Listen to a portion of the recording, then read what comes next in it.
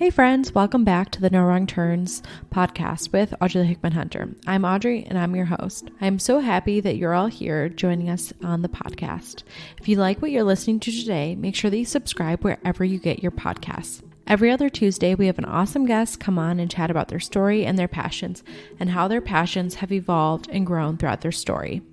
Subscribe today to the No Wrong Turns pod with Audrey Hickman Hunter on your podcast player app so you guys will never miss an episode. Hey friends, happy Tuesday. How are the first days of 2020 treating you all? For me, recently I've been enjoying spending time recording new interviews for the podcast and doing some new edits. As well as one of my close friends visited this past week and we were able to experience some new places in Madrid. One of my favorite places that we visited was the Royal Palace, mainly to see all the insanely intricate details that were going into so many rooms. Listeners, welcome to our 46th episode with Bella Caetano. Bella is originally from a small town in the Midwest of Brazil. In this episode, she shares with us her story going from owning a small shop to pursuing her dream of studying architecture and then daring to keep dreaming and pursuing her passion for designing quality jewelry in Chicago. You are for sure going to want to lean in and not miss hearing Bella's story as she highlights her passion of jewelry designing, becoming an entrepreneur, and empowering women. No matter if this is your story or if you can relate to her or not, I believe that there is something in this episode for you. All right, here's my conversation with Bella Caetano.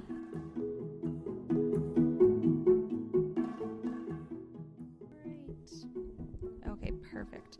All right, welcome back to the No Wrong Turns podcast. Today on the podcast, we have Bella Caetano. Hi, how are you? I'm good, Audrey. Thank you for having me.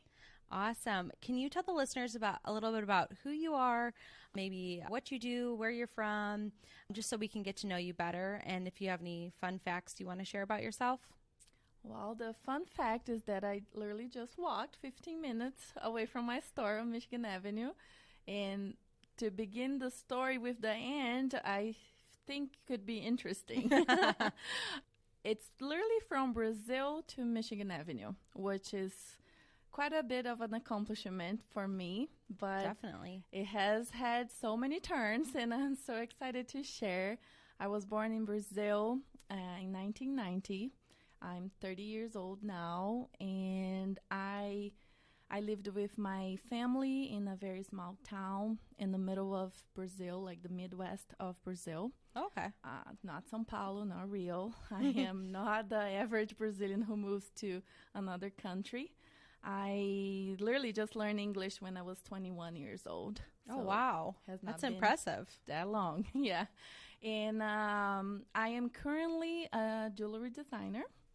And I am one by accident because I'm not formally educated in that. But I decided one day that I would move to the United States and I would become a jewelry designer. That was 5 years ago. Wow, that's so crazy. Mm-hmm.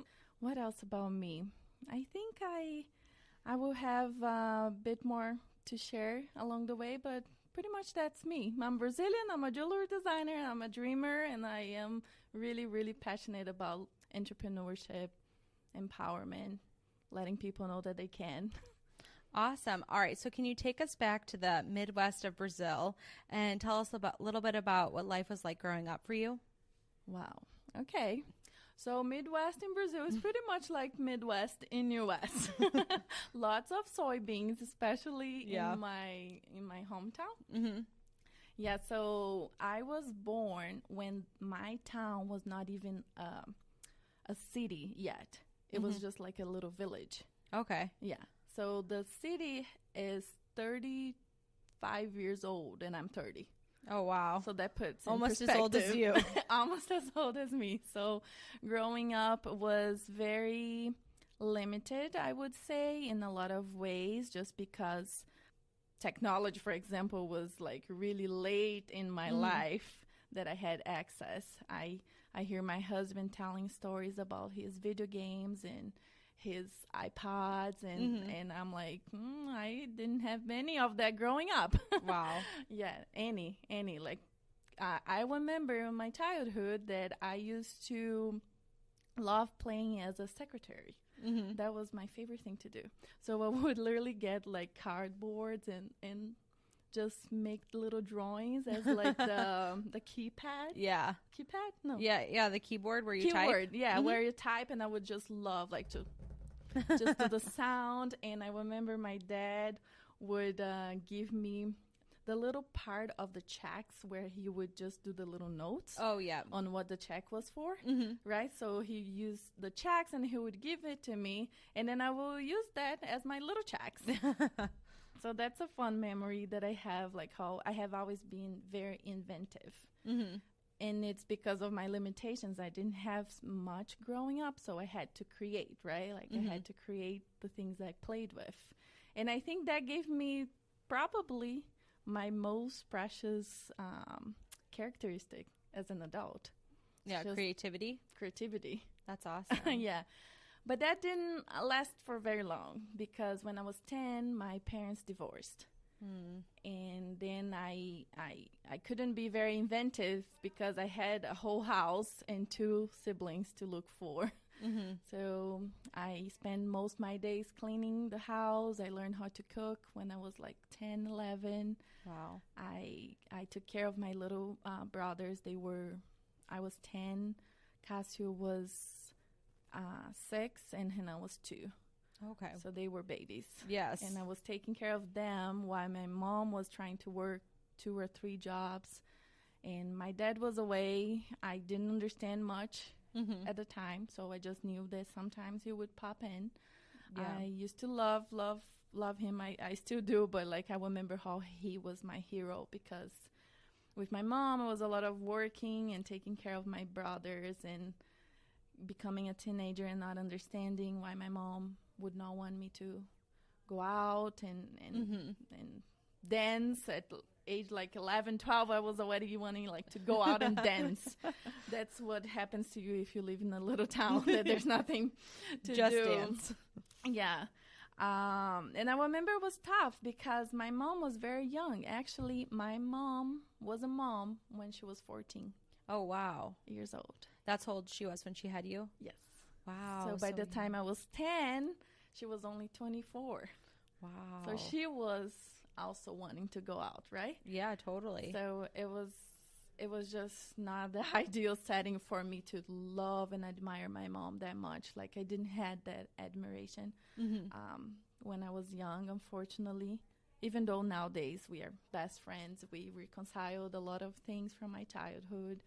And that actually led me to not have had like a very long childhood. Yeah. It was very short. And I was forced into adulthood very young. And I actually met my very first husband when I was 15.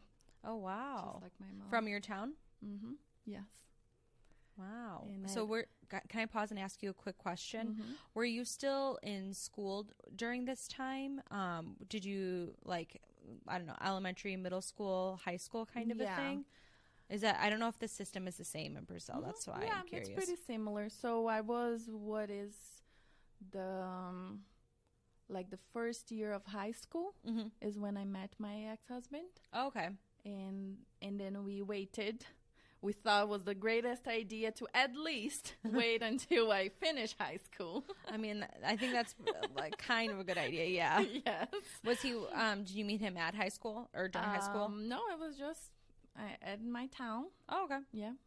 Just like on the streets. And then we got married at 17. My parents, they didn't have much to say. They just thought that could be possibly a better life than what they could do for me. So I think at that point in my life, that seemed like the best idea.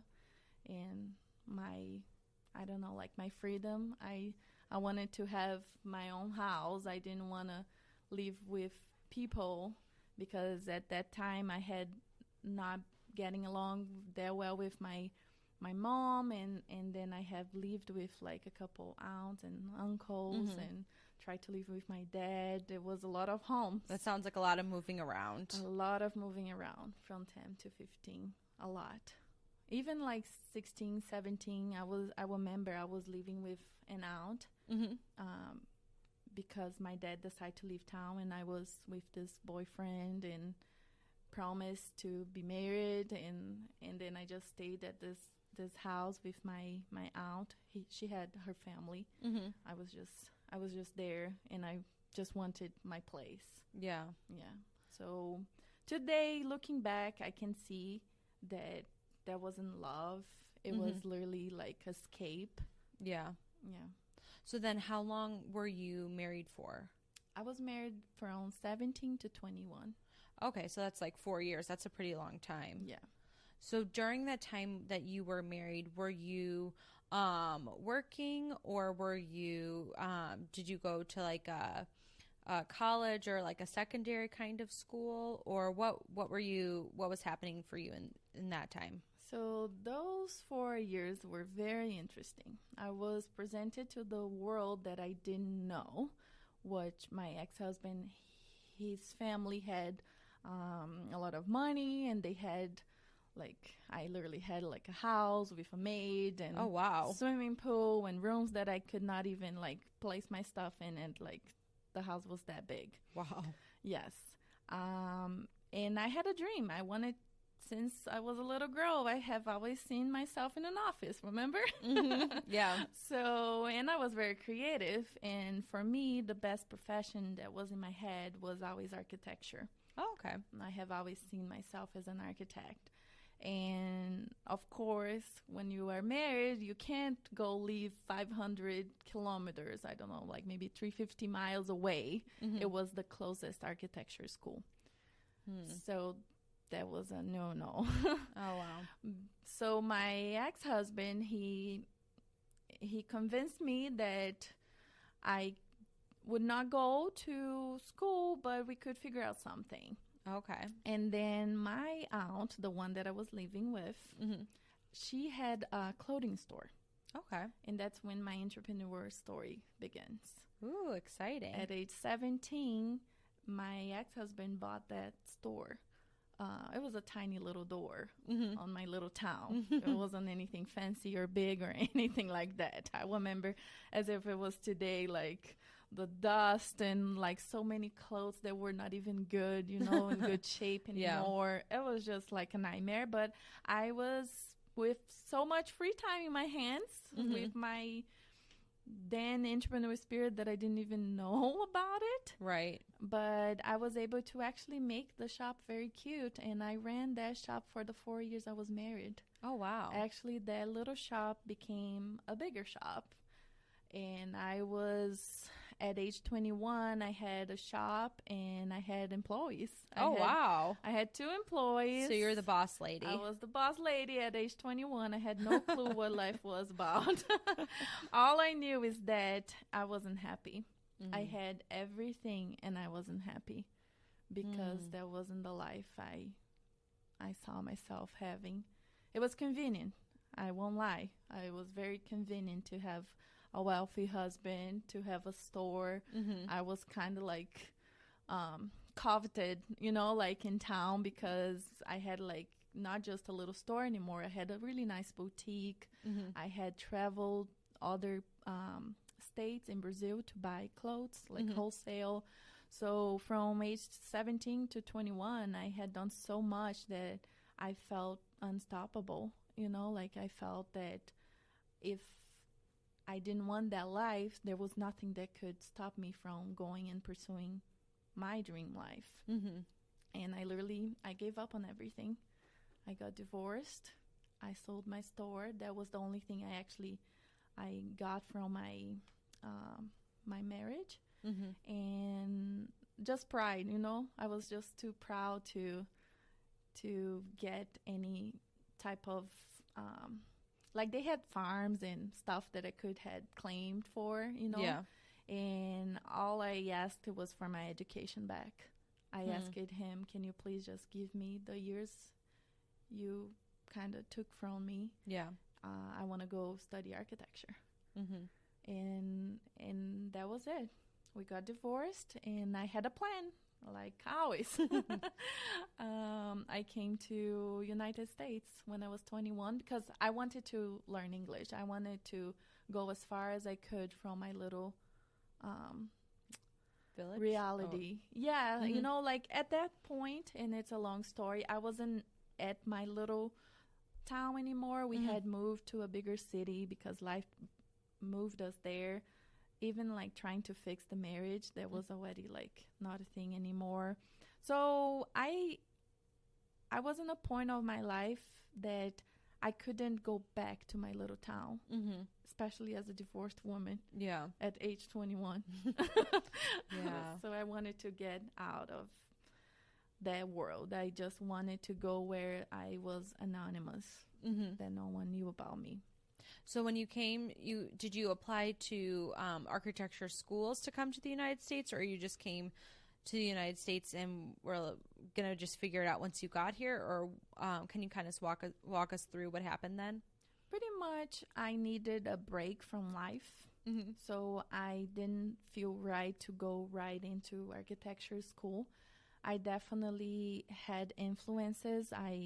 In Brazil, people that I got to know that lived in United States, and Mm-hmm. that kind of sparkled like this desire, like, oh my gosh, these people are so cool. Like, because I was going to Rio, and in Rio there are a lot of people from the U.S. that visit, right? Mm-hmm. So I got to meet a few people from the U.S. there on my random like trips to buy clothes, and Right.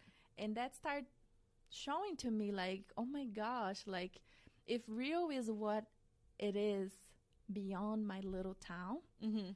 what is beyond Rio? Right. Right? Like if these people come from places even bigger than Rio, what, like, how does it look like? Yeah. You know, like how cool it would be to speak their language, to understand them. Because Mhm. at that time, I was like, "Hi, my name is Bella," and that was it. So, just to make it short, I needed that break, and I was courageous enough to literally just propose to my ex-husband. So here's the plan: Mm-hmm. I'm gonna go to United States. I'm gonna live there for 6 months and learn English and just live my years that I didn't live Mhm. freely, you know, and I will come back and I will study architecture. Mm-hmm. And that's the only thing I'm asking you. So I was privileged enough for him to assist me on my 5 year after the marriage, Mm-hmm. because that was intent for it to be my school. Right. So I came, I studied English. And I won't go further in details, but at that time I met my today husband. But we will talk about that later. So did you come to Chicago, or where did Yeah, you? good question. No, I went to Colorado. Okay. Yeah. I went to Colorado influenced by the people that I met. Okay, They were from there, and gotcha. it sounds so cool. I was like, I need to know where Colorado is. That's so funny because usually I feel like people from Latin America usually go to like Florida, Texas, or like down like that. But Colorado, I haven't heard too many. Yeah. Well, I was definitely also trying to avoid some Brazilians. You Okay, know, like gotcha. because I was really committed like to learn the language. That's my personality. I'm like, I'm gonna do this and I'm gonna do this fast and quick and I will get it done. Wow. Out of my way. And then I did came, and 2 months in I was with a semi decent English. I was even able to venture out in the world, and I even got a husband. So I think it was it was good enough. And then I was like into the 6 month. I extended like 2 more months because of Tom. And then, but I was like, you know what? I'm not gonna let another man just change my plans, right? Yeah. I'm just gonna go You home. remembered your lesson. Yeah, I'm gonna go home and I'm gonna start my my school, and that's exactly what I did. I went back to Brazil and I started architecture school. So how long is architecture school? Is it like usually I think for degrees like something like 4 years or 2 years, but how long would that be for you? Was that going to be for you? So in Brazil, it's a 5 year program. Okay. Normally a full-time program. So I went there and I used to study like all day. You can attend at night. A lot of people work and do at night. Like I said, I was very privileged to have the assistance of my ex-husband, so I chose to dedicate my time full time to school because I could, right? So why not? Yeah. I wanted to be the best architect in the world. I want to make my family proud, and I went there just to find out that architecture might not be the thing. I was going to the third year of school and I was miserable. So you were halfway done and realized this is not going to be for me. No. Especially because during those 2.5 years, Tom and I kept going back and forth. Like, he made his way to Brazil. Wow. He went there to visit me as a friend, you know. Sure. And then there we got back together. And then I was actually, when he went, I was in the very, very beginning of trying to attend architecture school. And I considered coming back and studying architecture. And that was the very first time we broke up, like, oh wow, completely. And it was ugly because he thought I wasn't doing my best to get into the U.S. He wasn't understanding why. How come someone cannot come study in the United States? I'm like, yes, it's not that easy to come to the U.S. to study. And then that was it. We broke up. And he went live his life. I went live my life, right? It was a very dark moment because I was so overwhelmed with my life. Even the 6-8 months that I spent in the U.S. Didn't do the job for me to really get to know myself that well. And I was in that age of 22 and very confused, and I was wondering about life, you know. I'm like, when is life gonna just work for me? Yeah. Because it seemed that I was very brave. I was going and trying to figure out how to do this thing called life in my own terms, you know. Like, I wanted to live like how I wanted, not how my environment was determined, you know. Like, starting back there when my parents divorced, like, I have always had this inside of me that no, I'm not letting the environment dictate who I am or what I do. I'm gonna be different. Yeah. I'm gonna be good, no matter what. Yeah, break the pattern. Yeah. And I really don't know how I had this mentality since so young. So it was very hard because there was a lot of gaps in between, like at that age, 21, 22, when like I was gonna go finally to architecture school, but then the man of my dreams was here in the United States, and then what life now? But I was already married before. Now I'm gonna get married again. No. You know, like, it was just so much confusion. And I even had like history with mental illness for a very short period of my life, but I scared my family. I really did, and I had to really overcome that too. And then finally, it seemed that my life was on track, and I did architecture school. But then again, that wasn't it, right? And then really, it was in 2016 when I was like, you know what, this is it. Architecture is not for me. Let's just face it. I do want to live in the United States. I think there is my place. Tom is the love of my life, and I'm gonna give life one last chance. Yeah. And then I came to the United States for good. Just me, a dream, then to become a jewelry designer, and we can go into that too if you want. So when you came to the United States, you knew already that you wanted to be a jewelry designer? Yes. Okay. And how did you have other things like happen in your story that you knew, like, I really like jewelry, I like designing it, or did that kind of come out through architecture school, like I'm kind of doing this on the side, or can you tell us a little bit about that? It was exactly that. Oh, wow. I was just guessing. At that moment, like I told you, I wasn't working, right? Because I had this kind of bougie life that today I'm like, oh my gosh, young people, if you have money in your hands, just use it wisely, you know? And I was capable of spending all the money that would come through my bank account. And I was just so young, and I have never had a chance to really be responsible, you know, like, and I was always out of money, and I'm like, this is ridiculous. What can I do? So I started selling jewelry in my school. Oh. I would go to school for architecture school, and on the breaks, I would just tell people, like, I'm selling some jewelry. That was a very, very short time.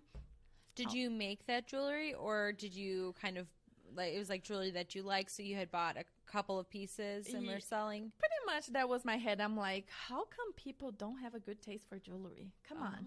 So I would just literally go to 25 de Março, which is this famous street in São Paulo for actually cheap stuff. But I'm like, you know what? With your taste and your eye, Bella, you can go to 25 de Março and you can just pick like the best pieces and make your own collection, you know, like created by Bella, right? Wow. So that was the insight right there. And jewelry was like a very small investment. I didn't have to make that big of investment, right? It's not a big investment. I could start like very little. I just bought a few things. I remember at the time it was like maybe like 2,000 reais, which is like less than $500 now. Okay. And that was it. And it was just like almost like a little thing just for me to like make some extra money. But then I think when you surround yourself with these other ideas, you start just connecting other dots, right? And I was like, wait a minute. There are architects that design jewelry. You know, like in my researches, I don't know how I came across that. And I was already like with this wish inside of myself that I would move to United States. And then I started like, so I could possibly be a jewelry designer, huh? And I could take this jewelry to United States, just like how it was so easy to make a little business. It would probably be easy to do that in United States just because jewelry is so small and it doesn't demand that much. So that was my logic. I'm like, I can start small. But somehow something inside of me, and I love to call God, told me, Bella, this might be something you are going to be doing for the rest of your life. Wow. So why don't you just do it as if it was for the rest of your life? And I heard that voice very deep in myself, and I was, okay, God, I have this money here, my savings, and it was all my savings that my uncle had just gave me this money, which is another chapter of my story that's funny, so I can tell. When I sold the store, remember? Back in the day when I was only 21, I didn't know what to do with the money. Yeah. A girl with like, at that time, it was like 340,000 reais. It was a lot of money. Wow. And I'm like, I do not want this money on my bank account because I will be dangerous. Like you'll spend it. I will spend it. So then I made myself a favor and I put on my family business, and the business broke. Oh, no. Yes. So I lost all that money. Oh, my goodness. But they were able to give me like 30,000 reais. Like as the last thing, they finally sold the broken company, you know, and that was all that was left. And I was lucky enough they gave me that, and this is it. This is my last money that I can do something for myself. Yeah. Because I was reaching that 5-year mark. I won't not have my ex-husband support anymore. Yeah. I have a half degree. And I'm trying to move to United States to marry this other guy. And be a jewelry designer. And be a jewelry designer. Bella, what are you thinking? Yeah, life is not always like clear and easy, you know, like I love the name of the podcast. Yeah, no wrong turns. No wrong turns, right? I did many turns in my life. Many. And some sound very confusing. Yeah. You know, I remember being questioned as young, like at a young age. People like Bella, like especially from family members, Bella, you have to figure out something. You have to settle for something. You can't just be doing whatever you want. Because as you can tell by all the stories I told, every time I wanted to do something, I just went there and did it. Yeah. But yeah, at some point, you start to ask, what if people are right? Like, what if I cannot settle for anything and I would just keep making my life a mess forever? And that feeling was kind of like killing me. You know, I didn't want to feel like that. I wanted to be important. You know, I wanted to be something. That's why pretty much I wanted a degree. I think that's why I found out I didn't even like architecture. I liked the idea of being an architect because that sounds fancy, right? Yeah. So then I got that 30,000 reais and I did the most crazy things an entrepreneur could possibly do. I spent it all on branding. Wow. I didn't leave a penny to buy that many products. Oh my goodness. But I was very sure that I was going to be doing this for the rest of my life. And actually, that is the money I invested on doing. I hired this company to help me figure out a name. And here we go. Bella Caetano, Brazilian jewelry, is my name, and people seem to love it. I did my logo, which is one of my biggest accomplishment of my life. I feel like I never knew what to tattoo on my body, you know, like, but I would definitely tattoo my logo on my body. That's how beautiful it is, and that's how I know it's gonna be forever, for a lifetime. It was literally like so simple, you know. It's like just the B and the C, and I made this drawing that had like the brilliance, because I was thinking about the jewelry, right? So brilliance came very strong in my head, but I'm like, it's not about that. It's not about the jewelry. This logo is gonna be about the woman. And then we came up with this little story, like it's the B and the C and the brilliance of a modern woman. Because a lot of people think the brilliance is the jewelry, right? Yeah. And I really strongly believe that the brilliance of any jewelry come from the woman carrying it around. And that wasn't that strong on my branding at that moment, just because I didn't have enough tools and I didn't know many people coming into the United States. But it evolved so beautifully to be really one of the forefront of my brand. Wow. Like the community, the way my jewelry make people, women, like feel, like how they change their attitude when they are wearing Bella Caetano, and that's beautiful. Yeah, so yeah, I think I did a good job. I created something for a lifetime, and that's memorable. Like my logo checks all the boxes. It's memorable, it's unique, it's easy, recognizable, and yeah, it was worth almost 30,000 reais. Well, that sounds like a good investment, because you're still using that today, years later. Yes, 5 years later. Yeah. This week in our sponsor spot is our sponsor spot. Let me explain. As we're launching into year 3 of the podcast, we're looking for possible No Wrong Turns pod sponsors. If you're a business owner, facilitate a service, you've created a product, or you're a creative, musical, or arts, or otherwise, and you're looking to expand your reach, I would love if you would consider being a sponsor of the No Wrong Turns pod. We are looking to collaborate with new sponsors for our future episodes this year. If you're interested in hearing more, please email us at nowrongturnspod@gmail.com, or you can DM us on our Instagram at nowrongturnspod. I will put the contact information in the show notes. All right, back to Bella's story.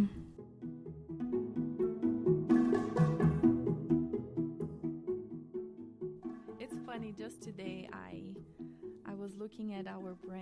guidelines that we are building for this next stage of Bella Caetano, because we are kind of expanding and growing next year. And I just came with this thought that with these days with social media, it seems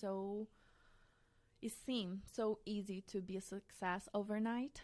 People have that misunderstanding that that's how life happens, right? Yeah. Because everyone can put entrepreneur on Instagram and plug in some pretty pictures and that is it.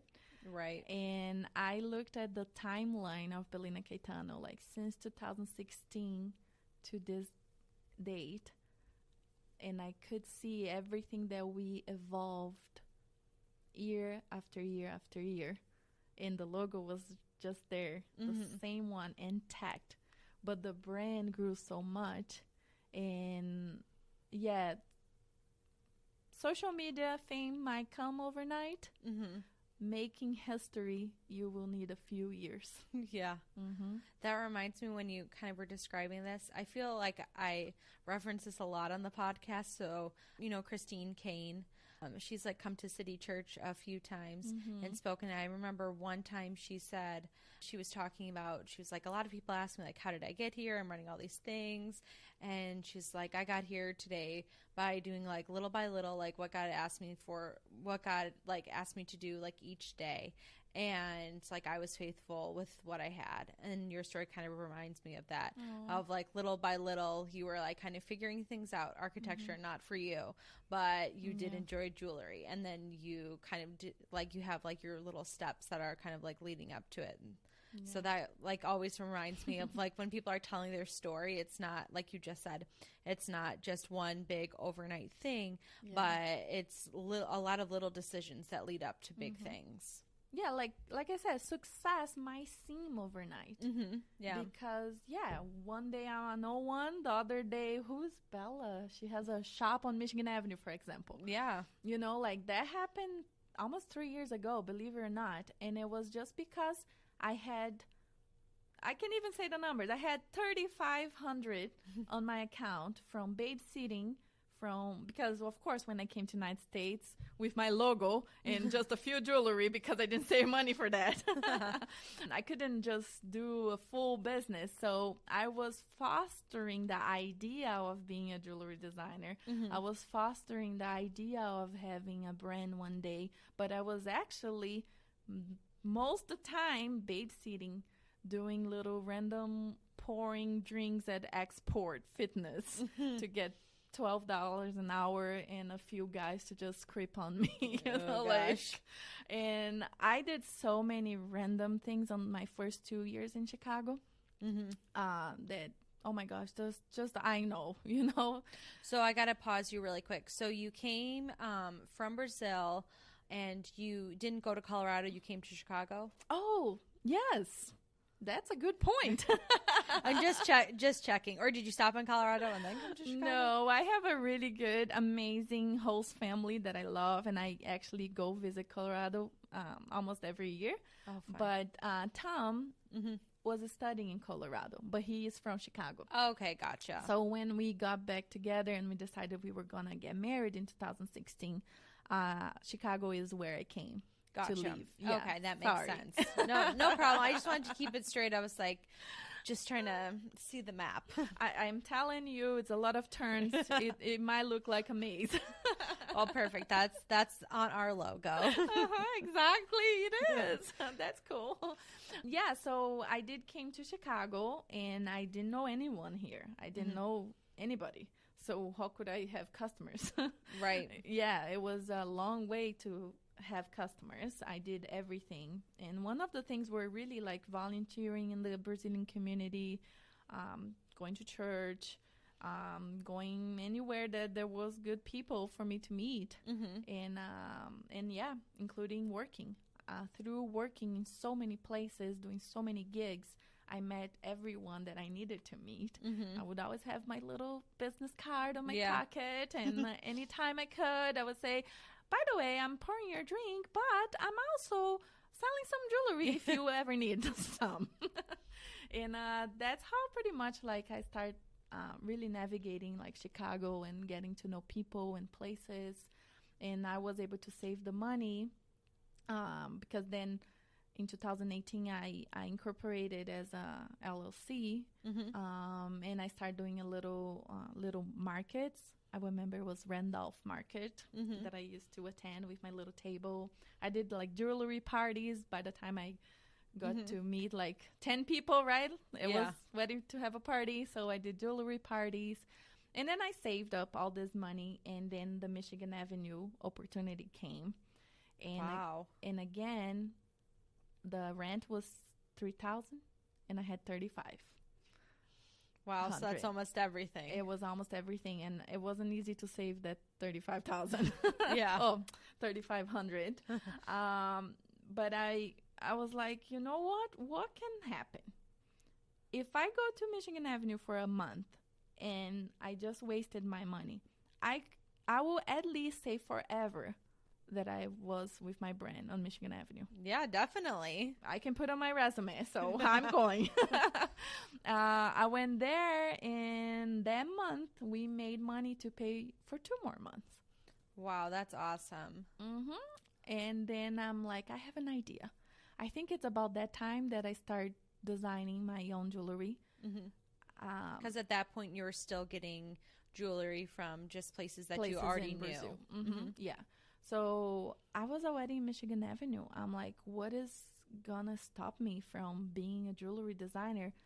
I was kind of waiting for me to have money to study jewelry design in a more like formal way so that I could do it. And I'm like, Bella, you just spent all your money on the rent of this place. You have no money. And it will probably be a while until you have more money. Right. So why don't you just try? You know, I literally had that serious conversation with myself. Like, just try. Get a piece of paper, some ideas, and draw and send it to the manufacturer, because that is the one thing.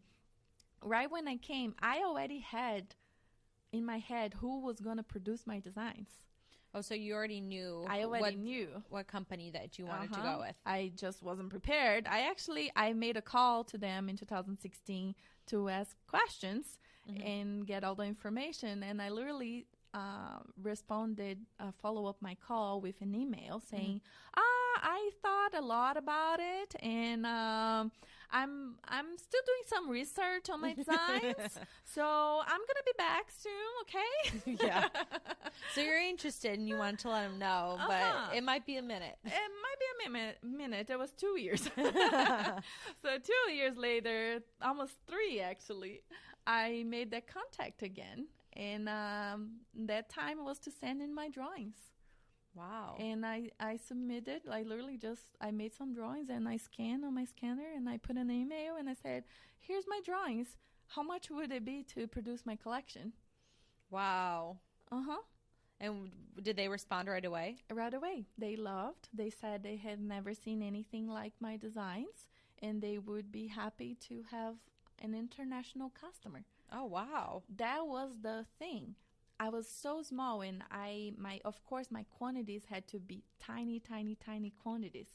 But they were willing. They were betting on me. So they were like, "Okay, Bella, you are in Chicago. We want our company represented in Chicago. Wow. It's gonna be an amazing deal for the factors, like a private label. We know you're gonna grow." Wow, that's awesome to have that kind of confidence and support behind you. And you know why?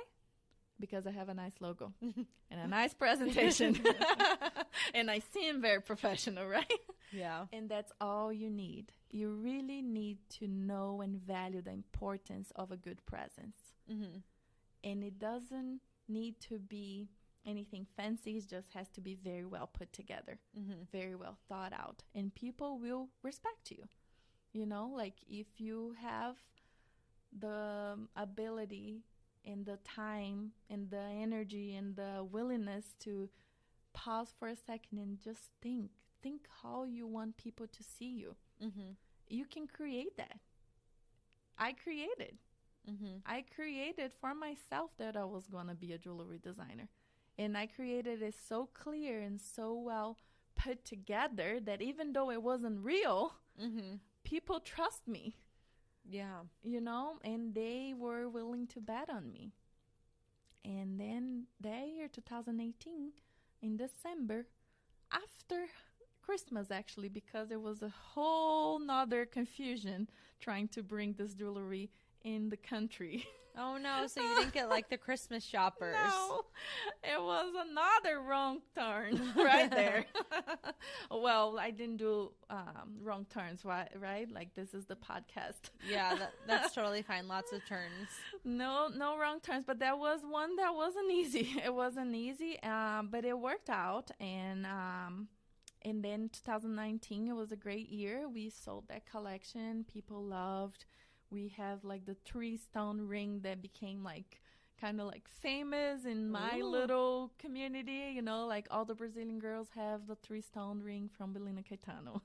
Oh, wow. Yeah. And I was ready. I was ready to release my second collection in 2020. And as you guys know, 2020 did came. Yeah, it did. Did you design that as well then?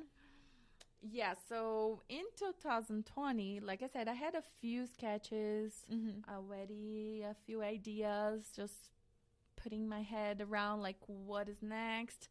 And then really like March came fast that year and we were all locked down. So was it like before, like in January, February, that you had already like put your order in with your sketches, or was it? No. Okay. Was still like so you already knew that ideas. Gotcha. Yeah. So then 2020, like March came, and I'm like, okay, I will just save my designs. Like I don't know what's gonna happen, right? And then 1 week in, and we're like, oh no, let's just stay in for one more week. Oh no, it's gonna be 3 weeks. Oh, it's gonna be a few months now. Yeah. And then I just went. So then was your store shut down? Mm-hmm. Yeah, everything was shut down, and I was just home with a few sketches and wondering, when am I gonna have a second collection? Yeah. Is my second collection even gonna come to life one day? Is the world gonna end? Yeah. Like what's gonna happen? And it like I remember last year things just kept going crazy and crazier, like, and you couldn't make any plans anymore. And I survived. I survived during the pandemic. I had a few great ideas, and one was like doing live shopping events through Instagram. Oh, fun. And everyone's home on their phone, so it definitely makes sense. And then if you have like a personality, just put your face on your phone and make people laugh, right? And that's exactly what I did. I was like, I need to save Bella Caetano. I need to do something to save it. I'm not gonna just let it die. And I was getting to a point where I was seeing I wasn't gonna make it by myself. So I literally asked people online on my deep vulnerability. Yes, that word. When I was just like hopeless that I wasn't gonna make it, I decided to go online and say, look, this is what's going on. If you guys don't place your orders, Bella Caetano's gonna end. That must have been really scary, and like that makes me feel like saying that you would have like a big like pit like in your stomach feeling. Yeah. I cried. Yeah, on camera. I was like, this is serious. This is not just a jewelry company. This is my dream. Like, this is my life. And it became the life and the dream of other women too. Like people are waiting for my next collection. People are waiting for my next designs. And it's just not going to happen if we don't come together, everyone do a little bit, and we will go through this. Oh my gosh, I was overwhelmed with so much support. Wow. Yeah. I didn't know the power of the community I had built. Wow, that's amazing. Yeah. So you got a lot of orders and support coming in. Yeah. And and that was it. That was enough for us to pay rent, even with our doors closed, and keep up with every expense that we kind of had. We were and we are still a very small company, so we didn't had a lot of overhead. I had no employees, which funny enough, I told you the support was overwhelming, and I got my very first employee during the pandemic. Oh, wow. I had my first hire. That's crazy. Like helping you ship things Yes, or and answer emails and that kind of thing? yeah, just helping run the business because it was becoming too much. And Emily, her name, she was just an angel, and she came at the right moment when I needed it most. She came in my life, and she was one more that just believed on Bella Caetano. She wanted to work with Bella Caetano so bad that she made it work. Wow. Yeah, and she's with me to this date, and we have beautiful, beautiful things coming next. Awesome. Well, that's kind of crazy that you, during the pandemic, when most people are like getting furloughed or let go, you were able to hire someone onto your team. So now you're two instead of just you. Exactly. My husband have always helped a lot, and so as my friends. Like, oh my gosh, how many times my friends went to watch the shop so that I could have a day off, or I could have a break, or I could do something, like I could go to the doctor, Yeah. because the mall never closes. It's Monday through Monday. So I had a lot of people helping me in many, many, many ways. Like, it was just like this sense of community that later reflected that I was never there working alone. Yeah. The community were there building Bellina with me. And that's why when I opened my mouth and I asked for help, it was so powerful. You know, when people come to you and they say, if you need anything, let me know. Yeah. How many times do you go to that person and actually let them know that you need help?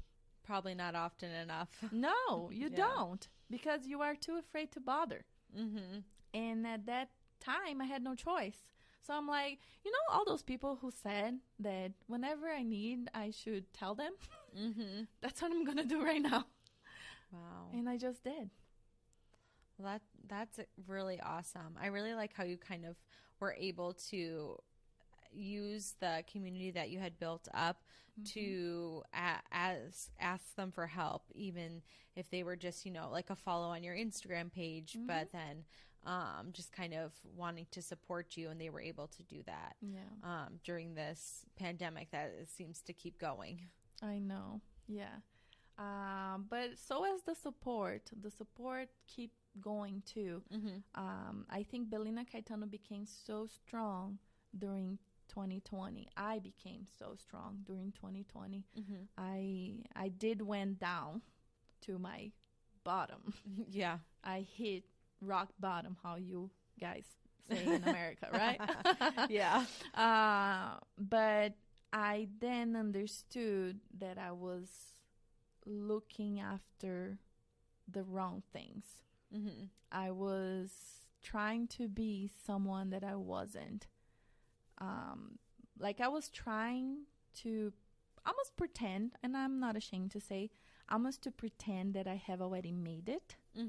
That I was already a very successful jewelry designer with a shop on Michigan Avenue, with nice pictures on Instagram. Yeah. That's easy to do. Like, you can. You need a camera. You need a brand. Like, you need a few products, and yeah, you can arrange things, right? Like I even told before, like you are able to make a good presence and a good impression. But then I realized that I didn't had those things yet, and I would never be able to do it by myself. So if I make people think I have everything figured out, then I am left with no one to help me. Yeah. So it was when I was the most vulnerable that I grew the most. Because then I was no longer by myself. I was with my community. Yeah. So a lot of times you want to seem strong because you want, But then people think you are okay. People think she doesn't need help. She has everything figured out. Yeah. So don't go through anything alone. Don't think that not being there yet is not isn't just as precious as going through the journey. You know, I feel like the first pace, the first steps of a career or of a company or a dream or like a philanthropy journey that you might want to take, those baby steps, those first chapters are just as precious as when you are there and you made it and you feel accomplished. Yeah, it's all part of your story. It's all part of your story. But very often we don't see like that. We feel ashamed of how small we are. Yeah. And we don't praise how big our dreams are. Yeah, every dream starts with small steps. That's just how it is. Yeah. Even a person with $1 million, they still need to figure out how to do things. Yeah. So it's always hard. It's never easy. Yeah, I like how you kind of said that. I feel like that's been like the theme in your story, like little steps, even if it was like the wrong turn, but you had that opportunity when you were younger to run a store, and you're doing that now again. So you have that as part of your story. And at the time or right after, it may seem like, why did this happen? Or this was a waste of my time. But you're now able to, when you were starting your store, able to recall like that experience, and it's not your first time, but you didn't know that at the time. All those like little experiences, even if it seems like a wrong turn at the moment, are part of your story that has led you to be able to share your passion of entrepreneurship and pursue that. Yeah, they were all part of building my character, which today is my most precious asset. I feel like if an investor come trying to invest in Bella Caetano, they are literally investing on my character. Yeah. So, yeah, the most valuable asset is my story. It's priceless. Like when people come and ask me, what's your value proposition? What makes you different from other brands selling jewelry? No one has my story. Yeah. No one can make women feel the way I can make them feel, you know, and I hope that I make women feel special. I hope that I am someone that they look as an example, like she did it, I can do it, not with jealous, you know. I do not want that to happen. Like I just don't want. I want to always be there and available and be in the center of my community, not on the top of my community. I like that idea of it's not like you're trying to like be at the top of like a pyramid or something, but if somebody else wants to learn or like grow from your experience, you're like helping each other to do that, not in a you've got to be at the top kind of way. Yeah. And trying to hold other people back. Yeah, because like I said, I feel that we have infinite energy to expand. We can always be better. No matter how big we are, no matter how much money we have, there's always room to either get richer, bigger, more famous, right? The universe is infinite, so is our energy.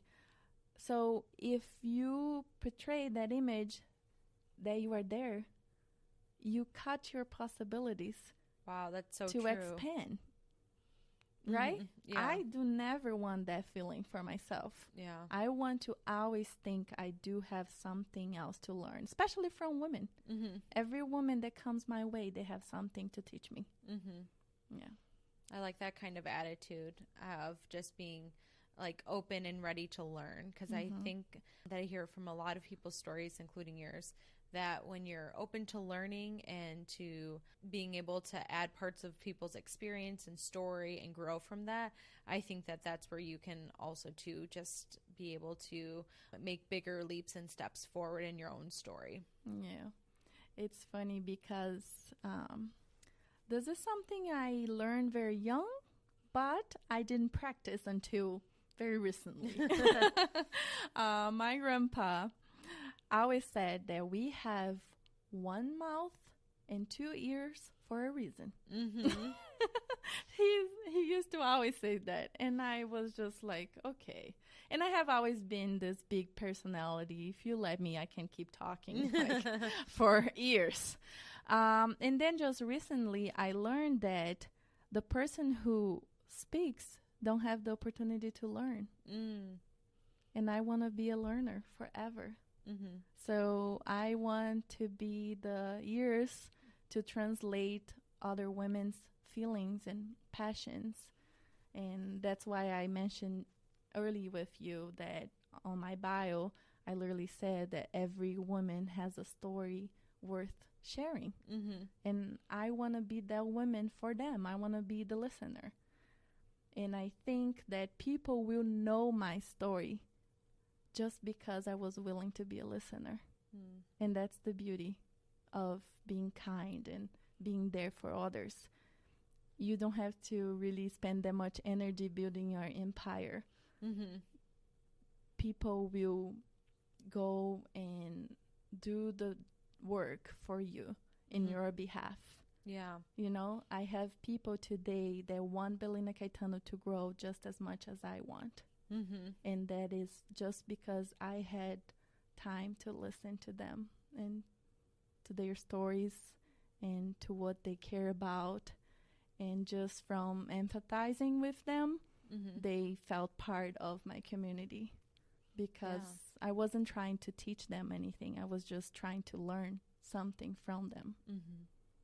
I think that's awesome. I really like that reminder. I've heard that saying too. You have 2 ears to listen and only one mouth.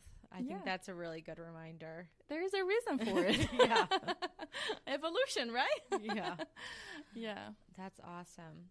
I think that's the beauty of listening. I listen not just to myself, but to the people. Like I said, during the pandemic, oh my gosh, God knows how many Zoom interactions I had with other women that I would never otherwise, right? Yeah. I literally, I put myself out of my way to go reach out to women just to have a moment with them. And a few that will probably hear this podcast know they are one of them.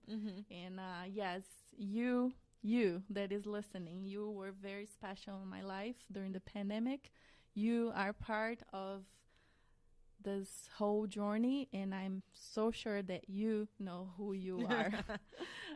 And I hope to just make that feeling spark in other women too, you know, like this womanhood that I am creating with Bella Caetano.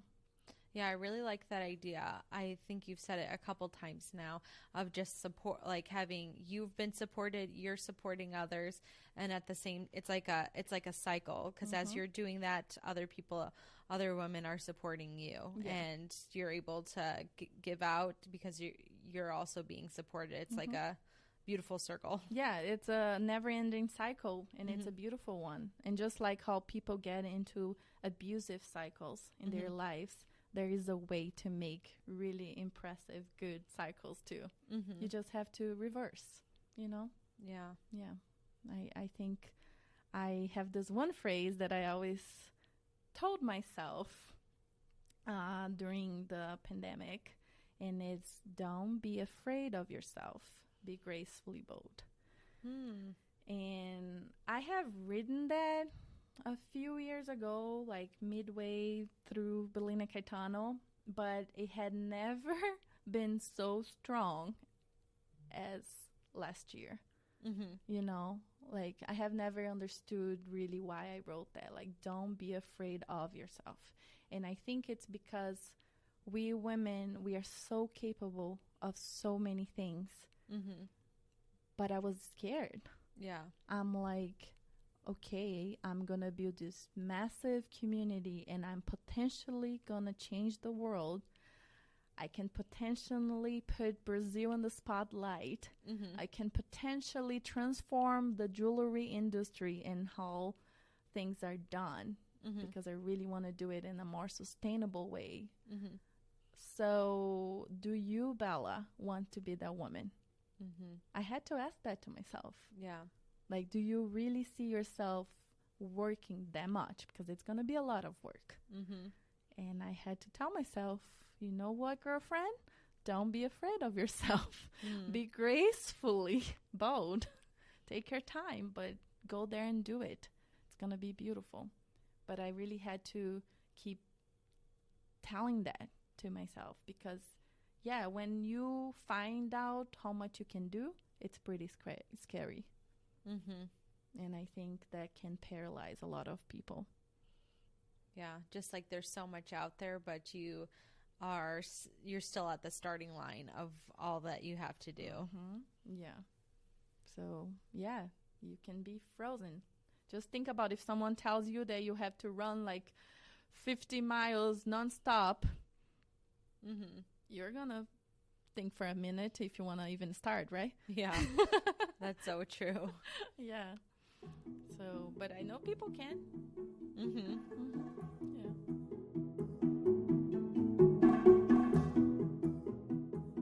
Listeners, thank you so much for joining us each week to listen to our awesome guests come on as they chat about their stories and their passions and how their passions have evolved and grown throughout their story. I am so humbled and honored that you would choose to download and listen to these conversations. I am so grateful for you. Could you do me a favor? If you've not already subscribed to the podcast, would you do so in whichever podcast player app that you're listening to us on today? If you're already subscribed, thank you so much. I truly appreciate it. It makes a huge difference. I would love it if you could possibly share the show with a friend. I find out about so many different shows through recommendations from friends. Maybe some of you have found out about the show through a friend sharing it with you. Lastly, would you please leave a rating or review over on whichever podcast player app you're listening to us on? Thank you so much. I know these things are little and may seem small, subscribing, sharing the show, leaving a rating or review, but they make a huge difference in new listeners finding the No Wrong Turns pod. Thank you so much. Thank you for being here, for listening, and for cheering on the No Wrong Turns pod. Thank you for subscribing, sharing, and reviewing the show. Alrighty, back to Bella's story.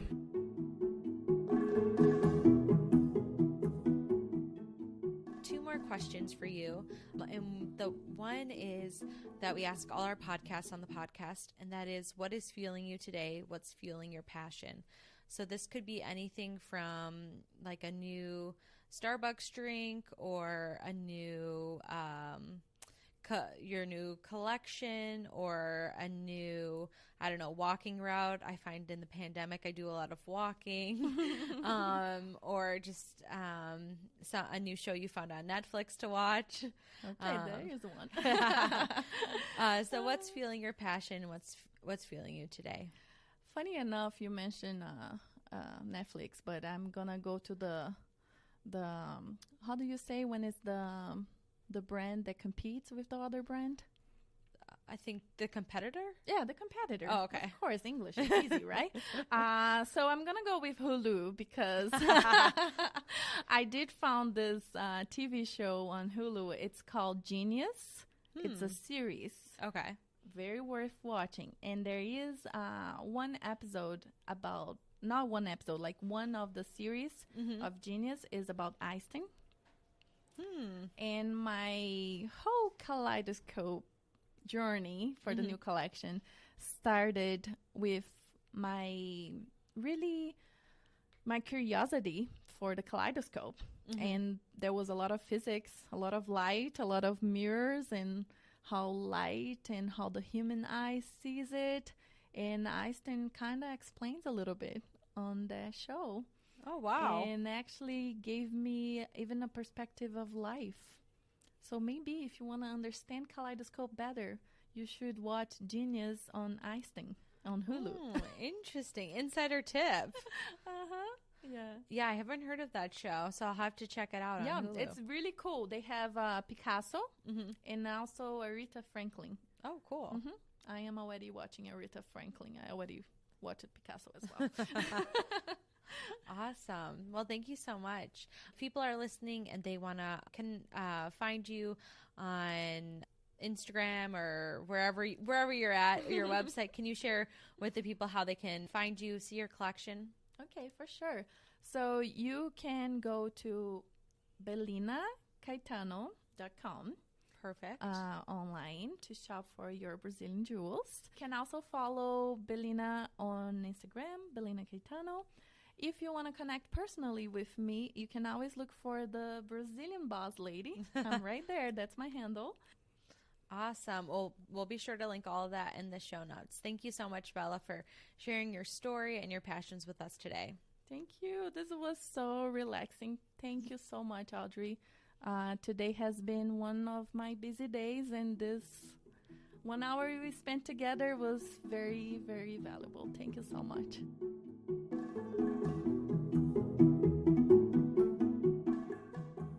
Friends, this was an awesome conversation with Bella. There were so many gems and quotes that Bella shared during this episode. One quote that stood out to me is when she said, "I really strongly believe that the brilliance of the jewelry comes from the women carrying it." I love this idea that Bella kept coming back to, that yes, there's jewelry involved, but the women who are wearing the jewelry are the true gems, focusing on listening and hearing others' stories. I hope that you were all encouraged today from Bella's story and her passions. My prayer is that you would consider what God has for you and what He might be leading you to. You can see the show notes for our music credits. All right, guys, enjoy your week. If you enjoyed this episode, please share it with a friend, and I will see you back here next time with Anton Atkins. Hey, friends, you have just listened to the No Wrong Turns podcast with Audrey Hickman-Hunter. I'm Audrey and I'm your host, and I'm so happy that you are here to listen.